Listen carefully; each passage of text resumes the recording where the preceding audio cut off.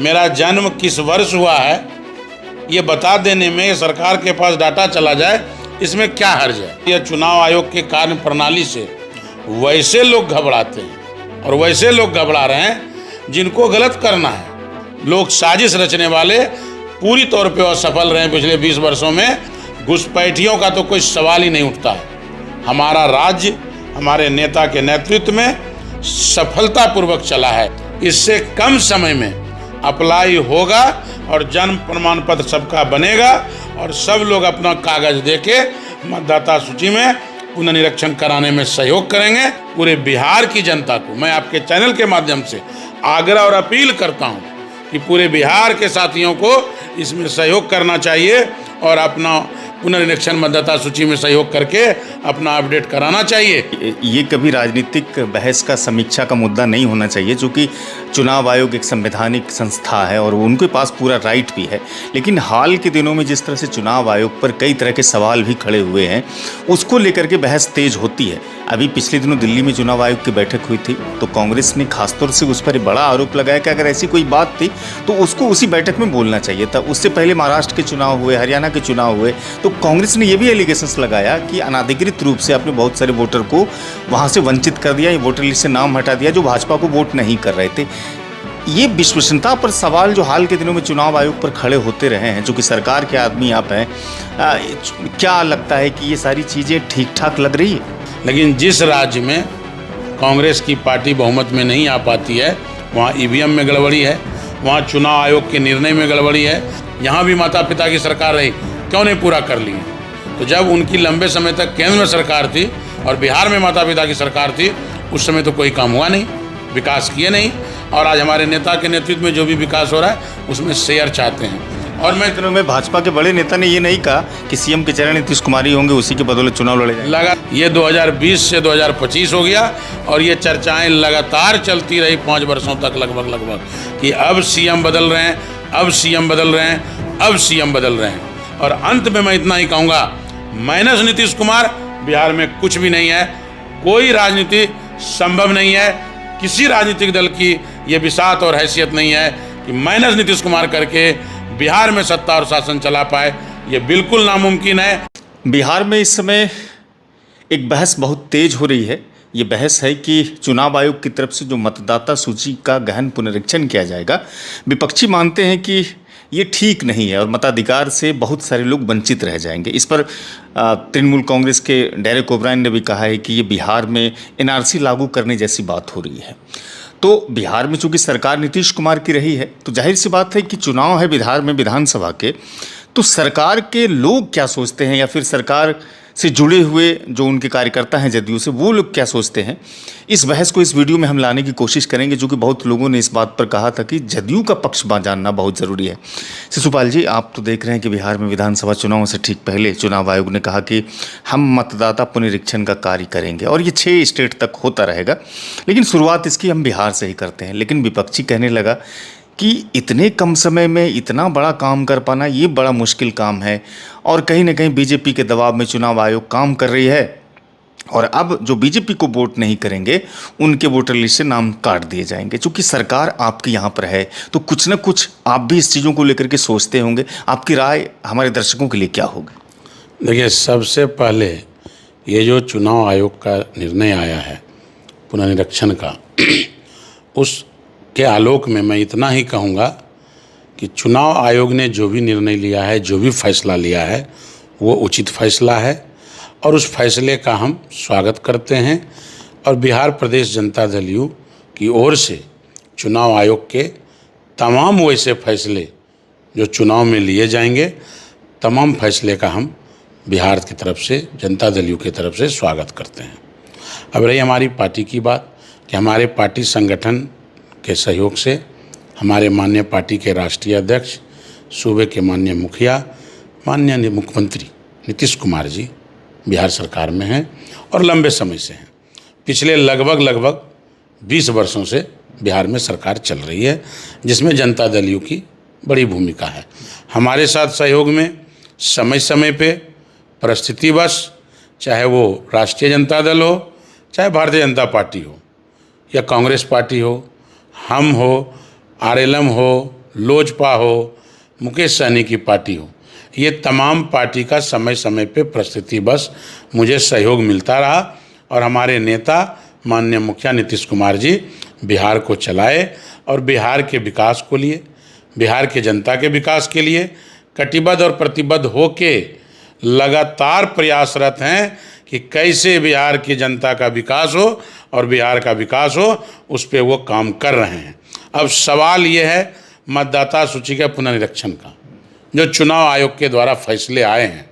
तो ये विपक्ष का जो आरोप है, विपक्ष के तमाम नेताओं का जो आरोप है कि भाई ये बैकडोर से बिहार में एनआरसी लागू करने जैसा है, इसके जवाब में वो तमाम विपक्ष के नेताओं के लिए मैं इतना ही कहूँगा आपके चैनल के माध्यम से कि किसी भी चीज़ का, अगर मैं बिहार का हूँ, मैं मध्य प्रदेश का हूँ, मैं भागलपुर ज़िले का हूँ, किसी वार्ड का हूँ, किसी नगर निगम का हूँ, अंतर्गत मेरा रहने का है, तो इस बात को बता देने में क्या हर्ज है। मेरा जन्म किस वर्ष हुआ है ये बता देने में, सरकार के पास डाटा चला जाए, इसमें क्या हर्ज है। और इस तरह के डाटा से, इस तरह के निर्णय से, इस तरह से सरकार या चुनाव आयोग के कार्य प्रणाली से वैसे लोग घबराते हैं और वैसे लोग घबरा रहे हैं जिनको गलत करना है, जिनकी गलत करने की प्रवृत्ति है और गलत करने का मनसा और इच्छा है। अब एक सवाल शिवपाल जी बनता है, चूंकि आप कहते हैं कि बहुत दिनों से सरकार चला रहे हैं यहाँ पर, तो कुछ लोग ये भी कहते हैं कि बीजेपी का ये भी अपना तर्क है और बहुत सारे लोगों का कि हो सकता है कि बांग्लादेशी घुसपैठ या बंगाल में जिस तरह से बिहार में भी हो गया, तो मतदाता पुनरीक्षण कार्य को सबको सहयोग करना चाहिए। अब सवाल ये है कि इतने वर्षों से सरकार आपकी रही, तो ऐसी संभावनाएं क्या नीतीश कुमार की सरकार में बन सकती है? इस बात को आप मानते हैं या नहीं मानते हैं? बिल्कुल ऐसी संभावनाएं नहीं है, इस बात को पूरी तौर पे मैं नकारता हूँ। हमारे नेता की जो नेतृत्व में सरकार चली है उसमें किसी प्रकार का भेदभाव नहीं रहा। धार्मिक तौर पे, सामाजिक तौर पे, जातिगत तौर पे किसी भी तरह का भेदभाव इस सरकार में नहीं हुआ है। विशेष करके आज जो लोग भी घबराए हुए हैं, आज जो लोग भी परेशान हैं, चाहे वो जिन दल के हों, जिस भी राजनीतिक दल के साथी हों, वो इसलिए घबराए हुए हैं कि हमारे जो नेता हैं माननीय मुखिया नीतीश कुमार जी, उनके कार्यकाल में न जात का उन्माद, न धर्म का उन्माद, इस तरह का किसी तरह का भी लोग साजिश रचने वाले पूरी तौर पे असफल रहे पिछले 20 वर्षों में, इसलिए वो लोग बेचैन हैं और इसलिए इस तरह का आरोप करते हैं। घुसपैठियों का तो कोई सवाल ही नहीं उठता है। हमारा राज्य हमारे नेता के नेतृत्व में सफलतापूर्वक चला है। विकास, अगर मैं उदाहरण पे बात करूं, चाहे किसी प्रकार का भी विकास हो, हमारे नेता ने कभी जात देख के, कभी धर्म के आधार पे किसी प्रकार का डेवलपमेंट का निर्णय नहीं लिया है। कोई नहीं कर सकता है। एक सवाल मैं और करना चाहूँगा, बिहार की जनता के पास जो कहते हैं जाति प्रमाण पत्र का बहुत ज़्यादा अभाव भी है और उस वक्त बना भी नहीं है। सेंट्रल गवर्नमेंट का एक डाटा है कि लगभग 3% लोगों के पास जन्म प्रमाण पत्र हो सकता है। तो बिहार जैसे राज्यों में रहने वाले लोगों के लिए, जहां दलित, पिछड़ा और शोषित लोग हैं, कहीं ना कहीं उसके लिए इन चीज़ों को सर्टिफाइड करना या फिर उसका उपलब्ध करवाना ये बड़ा चैलेंज है। तो वैसे लोग जो इस एक्सरसाइज में फिट नहीं बैठ पाएंगे और जो यहाँ के रहने वाले हैं वो कागजात जमा नहीं कर पाएंगे, तो कहीं ना कहीं वंचित तो रहेंगे ना। आप मानते हैं कि जो प्रदेश की जनता है इस पूरे एक्सरसाइज में वो फिट बैठ पाएगी? बहुत सारे लोगों के पास डॉक्यूमेंट्स नहीं है। देखिए, मैं आपको इस सवाल का जवाब इतना ही दूंगा और विपक्ष के भी तमाम नेताओं के लिए ये हमारा जवाब है कि हमारी जो सरकार है और हमारे जो नेता हैं, अभी आप पिछले दिनों निर्णय देखे होंगे कि जो वृद्धा पेंशन है उसको 400 से 1100 किया गया है। और भी कई ऐसी योजनाएं हैं, विकलांग को लेकर के, दिव्यांग को लेकर के, कई छात्रवृत्ति योजना, कई ऐसी योजना है सरकार की जो चल रही है। आपके विकास पर कोई सवाल नहीं है, लेकिन बिहार के लोगों पर एक सवाल खड़ा हो गया है कि वो अपने आप को कैसे सिद्ध करे, साबित करे। मैं उसी आप ही के उस सवाल का जवाब देना चाह रहा था कि आज जो सरकार का ये योजना है वृद्धा पेंशन या इस तरह का अन्य योजना, इसका बड़े पैमाने पे पूरा लाभ मिले, पूरा संपूर्ण लाभ उठावे इस योजना का बिहार के वैसी जनता जो 60+ हैं, उसके लिए उनके जन्म प्रमाण पत्र होने की आवश्यकता है। तो अगर जन्म प्रमाण पत्र जो बनना है, ये तो अंचल के स्तर पे, नगर निगम के स्तर पे या अन्य जगह के स्तर पे बनना है। कई ऐसे संस्था सरकार का है जहाँ से ये बन जाना है और ये बना लेने में कोई हर्ज नहीं है। और रही बात अब कम समय में इतना ज़्यादा, आपने कहा अति पिछड़ा समाज या अनुसूचित जाति समाज या जनजाति समाज या अल्पसंख्यक समाज या शोषित वर्ग या आर्थिक रूप से अभाव वाले सवर्ण समाज के या जो आज भी शिक्षा से दूर हैं सुदूर इलाके में, तो हमारी सरकार ने जब विकास की गाथा लिखना शुरू की और ये लकीर खींचा गया, इतना लंबा लकीर खींचा गया है कि आज हर घर बिजली, हर घर जल नल, हर गांव में सड़क, हर जगह उपलब्ध कराया गया है। तो हमारी सरकार आप तमाम पूरे बिहार वासियों का सबका जन्म प्रमाण पत्र, इससे इतना तो ये तो बहुत समय है, इससे कम समय में अप्लाई होगा और जन्म प्रमाण पत्र सबका बनेगा और सब लोग अपना कागज देके मतदाता सूची में पुनर्निरीक्षण कराने में सहयोग करेंगे। रही बात कटने काटने की बात, वो बिल्कुल गलत बात है।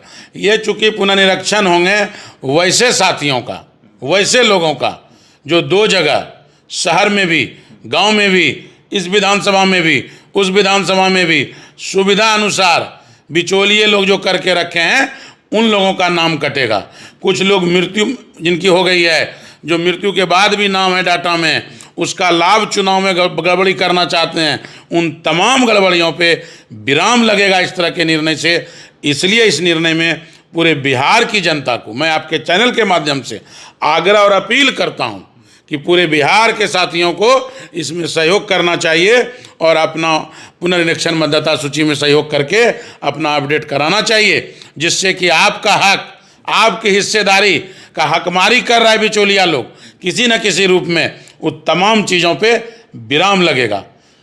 एक चीज़ ये भी है कि ये कभी राजनीतिक बहस का, समीक्षा का मुद्दा नहीं होना चाहिए, क्योंकि चुनाव आयोग एक संवैधानिक संस्था है और उनके पास पूरा राइट भी है। लेकिन हाल के दिनों में जिस तरह से चुनाव आयोग पर कई तरह के सवाल भी खड़े हुए हैं, उसको लेकर के बहस तेज होती है। अभी पिछले दिनों दिल्ली में चुनाव आयोग की बैठक हुई थी, तो कांग्रेस ने खासतौर से उस पर बड़ा आरोप लगाया कि अगर ऐसी कोई बात थी तो उसको उसी बैठक में बोलना चाहिए था। उससे पहले महाराष्ट्र के चुनाव हुए, हरियाणा के चुनाव हुए, तो कांग्रेस ने यह भी एलिगेशंस लगाया कि अनाधिकृत रूप से आपने बहुत सारे वोटर को वहां से वंचित कर दिया, वोटर लिस्ट से नाम हटा दिया जो भाजपा को वोट नहीं कर रहे थे। ये विश्वसनीयता पर सवाल जो हाल के दिनों में चुनाव आयोग पर खड़े होते रहे हैं, जो कि सरकार के आदमी आप हैं, क्या लगता है कि ये सारी चीज़ें ठीक ठाक लग रही है?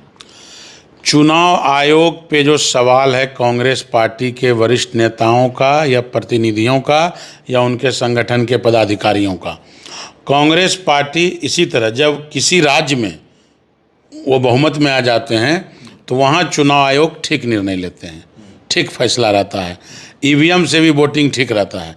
लेकिन जिस राज्य में कांग्रेस की पार्टी बहुमत में नहीं आ पाती है, वहाँ ईवीएम में गड़बड़ी है, वहाँ चुनाव आयोग के निर्णय में गड़बड़ी है, चुनाव आयोग के फैसले में गड़बड़ी है। आप भाजपा की भाषा बोल रहे हैं, भाजपा के साथ रहते हुए। नहीं, ये हमारा जनता दल यू का, और मैं प्रदेश सलाहकार समिति का सम्मानित सदस्य हूँ और माननीय हमारे नेता जो नीतीश कुमार जी हैं उनके अनुयायी हूँ, उनके नीति सिद्धांत पे चलने वाला एक आम कार्यकर्ता हूँ। और ये हमारी भाषा, मतलब नीतीश कुमार जी की भाषा, हम अपने नेता की भाषा को बोलते हैं, नेता के नीति सिद्धांत पे चलते हैं। और हमारे नेता नीतीश कुमार जी हैं। हम लोग तो पिछले दिनों कई बार ऐसा बोले कि जाति जनगणना देश में हुआ, ये निर्णय लिया केंद्र की सरकार ने, तो हमने देश के यशस्वी प्रधानमंत्री भाई नरेंद्र कुमार मोदी जी को बधाई और धन्यवाद दिया। इस बात का धन्यवाद और बधाई दिया कि हमारे जो पार्टी के नेता सम्मान नीतीश कुमार जी हैं, उनके लंबे समय से इस मांग को उन्होंने पूरा किया, मोहर लगाया, सरकारी मोहर लगा के। कई ऐसे काम हैं, जल नल का योजना, साइकिल योजना, 7 निश्चय 2 का योजना, जो अन्य राज्य में बाद में लागू हुआ। तो हमारा बिहार राज्य का लागू किया हुआ, हमारे देश का किया हुआ, निर्णय लिया हुआ हमारे राज्य का माननीय मुख्यमंत्री जी का, देश लागू करता अन्य राज्यों में। और साइकिल पोशाक योजना विदेश में हुआ। तो बिहार मॉडल, नीतीश मॉडल सब लोग अपनाते हैं। अब एक सवाल और मैं आखिर में, और जवाब भी चाहूँगा इसका बड़ी ही ईमानदारी से। भाजपा के साथ आप हैं और भाजपा पर चुनाव आयोग के माध्यम से आरोप लगाया जा रहा है कि भाजपा के ही जरिए से चुनाव आयोग काम करती है। सरकार आपकी यहाँ बन जाती है, एक बड़ा एलिगेशन आप पर लग जाता है, आप उसको कैसे डिक्लेरिफाई करेंगे या क्लियरिफिकेशन करेंगे? क्योंकि एक कहीं ना कहीं साथी होने के नाते, गठबंधन के घटक दल होने के नाते इस चीज़ को भी समझना चाहते हैं, क्योंकि आप कहते हैं कि हम जीरो टॉलरेंस की सरकार चलाते हैं, ना बचाते हैं ना किसी को हम फंसाते हैं। ये तमाम चीज़ें भाजपा के साथ आप बिहार में हैं।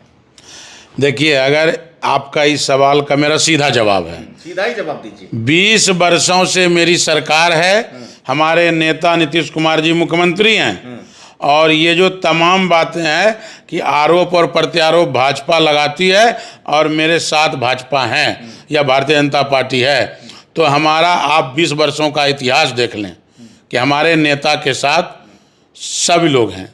मैं शुरू में भी कहा कि समय परिस्थिति के साथ बिहार के सत्ता में, बिहार के शासन चलाने के लिए जो आंकड़ा मेरे पास है, आज 44, कभी 84, तो बिहार के विकास के लिए, बिहार के जनता के विकास के लिए हमारे नेता कटिबद्ध और प्रतिबद्ध हैं। और समय समय पे, चाहे भारतीय जनता पार्टी हो, चाहे राष्ट्रीय जनता दल हो या कांग्रेस पार्टी हो, ये सारे राजनीतिक संगठन, राजनीतिक दल हमको सहयोग किए हैं बिहार को, विकास को आगे बढ़ाने में। तेजस्वी यादव का बयान आप सुने, बोल रहे हैं कि चुनाव आयोग के माध्यम से अब ये सारी चीज़ें जो हो रही है, चूंकि भाजपा को, एनडीए को ये लग रहा है कि वो अब ये चुनाव 2025 का हार जाएंगे, नीतीश कुमार को भी हारा हुआ मान रहे हैं, अब इसके जरिए से और मजबूती से सवाल खड़ा कर रहा है।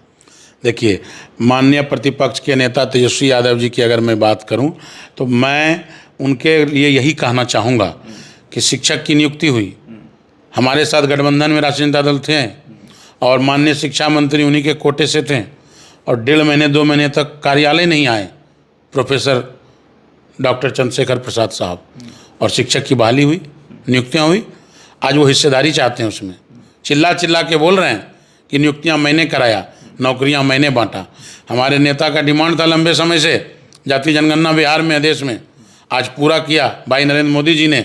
वो पड़ाका फोड़ रहे हैं, मिठाई बांट रहे हैं कि हमारा डिमांड था। लंबे समय तक कांग्रेस की सरकार रही, यहाँ भी माता पिता की सरकार रही, क्यों नहीं पूरा कर लिए? तो जब उनकी लंबे समय तक केंद्र में सरकार थी और बिहार में माता पिता की सरकार थी, उस समय तो कोई काम हुआ नहीं, विकास किए नहीं। और आज हमारे नेता के नेतृत्व में जो भी विकास हो रहा है उसमें शेयर चाहते हैं, हिस्सेदारी चाहते हैं। वो तो कहते हैं कि नीतीश कुमार से हम करवाते थे, 17 महीने में जो हमने काम करवाया वो 17 साल में भी नहीं किए। वही तो मैं भी कहना चाह रहा हूँ कि माता पिता की लंबी सरकार रहे, उसमें न उनके माता पिता ने किया न उन्होंने करवाया। और नीतीश कुमार जी के नेतृत्व में उनको सीखने का मौका मिला, सरकार में आने का मौका मिला, गठबंधन में काम करने का मौका मिला। और नीतीश कुमार जी ने मौका दिया हमारे नेता ने, आज वो कह रहे हैं कि हम ही चलाते थे, हम ही करते थे। अरे डिप्टी सीएम, उप मुख्यमंत्री किसी भी राज्य में जो भी हैं, पूरा राज्य और राज्य की जनता सब जानता है कि बाबा भीमराव अम्बेडकर साहब का दिया हुआ देश को संविधान, जिससे देश चलता है, राज्य चलता है। तो इस संविधान में क्या प्रावधान है, क्या नियम है, माननीय मुख्यमंत्री जी को कितना अधिकार है और माननीय उप मुख्यमंत्री जी का क्या दायित्व है, ये पूरा देश, पूरा बिहार जानता है। एक आखिर में सवाल, बीजेपी कहते हैं कि सीएम का चेहरा टू डिक्लेयर अभी नहीं हुआ है, कई मरतबा बोलते हैं कि लेकिन एनडीए जो चुनाव बिहार में लड़ेगी वो नीतीश कुमार के चेहरे पर लड़ेगी, लेकिन सीएम का चेहरा नीतीश कुमार होगा कि नहीं होगा, इस पर बीजेपी अभी भी सस्पेंस बनाए रखी है। आप कहते हैं कि नीतीश कुमार का ही चेहरा मुख्यमंत्री का चेहरा होगा, लेकिन बीजेपी की तरफ से इस चीज़ों का क्लियरिफिकेशन नहीं है जसपाल जी। देखिए, लगातार भारतीय जनता पार्टी के वरिष्ठ नेता, माननीय राज्य के उप मुख्यमंत्री सम्राट चौधरी जी, इनका लगातार बयान आ रहा है कि नीतीश कुमार जी थे, हैं और रहेंगे, मुख्यमंत्री का चेहरा रहेंगे निश्चित तौर से। कई ऐसा बयान, अमित शाह ने क्या कहा, कई बयान सम्राट चौधरी जी का आया, कई बयान चिराग पासवान जी का आया, उपेंद्र कुशवाहा जी का भी बयान है और मांझी जी का भी है।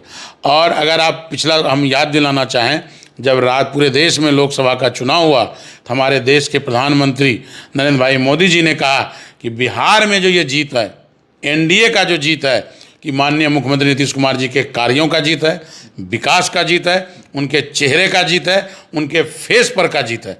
और मैं दिनों में भाजपा के बड़े नेता ने ये नहीं कहा कि सीएम के चेहरा नीतीश कुमार ही होंगे, उसी के बदौलत चुनाव लड़े जाएंगे। लगातार भारतीय जनता पार्टी और एनडीए के बड़े बड़े नेता कह रहे हैं कि एनडीए के नेतृत्व में चुनाव होगा, नीतीश कुमार जी के नेतृत्व में चुनाव होगा, नीतीश कुमार जी के नेतृत्व में विकास हुआ है और माइनस नीतीश कुमार। अच्छा, एक और चीज़ कहा जाता है कि नीतीश कुमार को मुख्यमंत्री का अगर बना भी दिया जाता है तो 1 साल के बाद उसको ख़त्म कर दिया जाएगा, फिर कोई बीजेपी का ही नेता बन जाएगा, बिहार की कमान संभाल लेगा। इस सवाल का जवाब मैं इतना ही दूंगा कि जब 2020 का चुनाव हुआ और चुनाव परिणाम जो आया, जिसमें जनता दल यू को 44 सीट आया, ये 2020 से 2025 हो गया और ये चर्चाएं लगातार चलती रही 5 वर्षों तक लगभग कि अब सीएम बदल रहे हैं, अब सीएम बदल रहे हैं, अब सीएम बदल रहे हैं।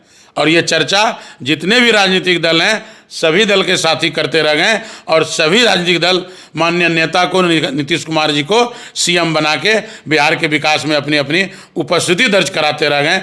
इतना ही सवाल का मैं जवाब दूंगा और अंत में मैं इतना ही कहूँगा, माइनस नीतीश कुमार बिहार में कुछ भी नहीं है, कोई राजनीति संभव नहीं है, किसी राजनीतिक दल की ये बिसात और हैसियत नहीं है कि माइनस नीतीश कुमार करके बिहार में सत्ता और शासन चला पाए। ये बिल्कुल नामुमकिन है, कहीं से नहीं दिखता है। और अंत में 2025 से 23 फिर से नीतीश, बार बार नीतीश, हमेशा नीतीश।